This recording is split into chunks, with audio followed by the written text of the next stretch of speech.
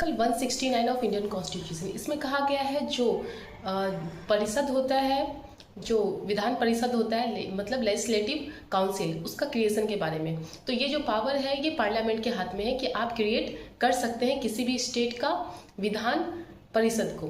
तो अब इसमें यह है लेजिस्लेटिव काउंसिल को, अब इसमें यह है कि अपने मन से जो पार्लियामेंट है वो नहीं कर सकते हैं, उन्हें पहले चाहिए होगा स्टेट से।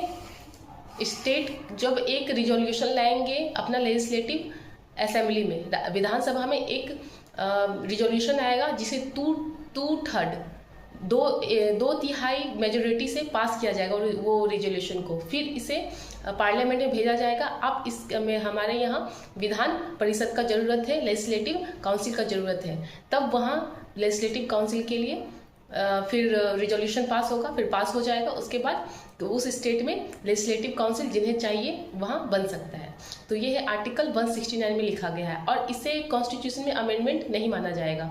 ये इसलिए इसमें क्योंकि अगर किसी स्टेट को चाहिए, अगर ज़रूरत है तो वो अपना 2/3 जो मेजोरिटी उसे पास करके पार्लियामेंट को बोल सकते हैं और वहाँ लेजिस्लेटिव काउंसिल बहुत ईजी वे में क्रिएट हो सकता है। तो ये आर्टिकल में लिखा हुआ है, आर्टिकल 169 में। फिर नेक्स्ट आर्टिकल हम देखेंगे, अब स्टेट के बारे में चल रहा है यूनियन, जो पार्ट 6 है, जिसमें आर्टिकल 152 से लेकर के आर्टिकल 237 तक है।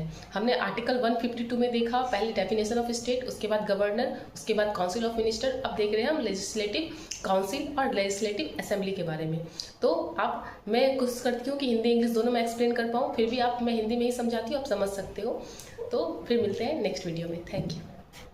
इसी आर्टिकल 169 में ही है, जैसे क्रिएशन होता है लेजिस्लेटिव काउंसिल का, वैसे ही इसका एबोलिशन भी किया जा सकता है। रिजोल्यूशन पास किया जाता है स्टेट लेजिस्लेचर के अंदर में, मतलब कॉन्स्टिट्यूशनल असेंबली के अंदर में, फिर इसे भेजा जाता है पार्लियामेंट को, फिर वो पास करते हैं तो वो एबोलिश हो जाता है जिसके पास है। तो ये भी है आर्टिकल 169।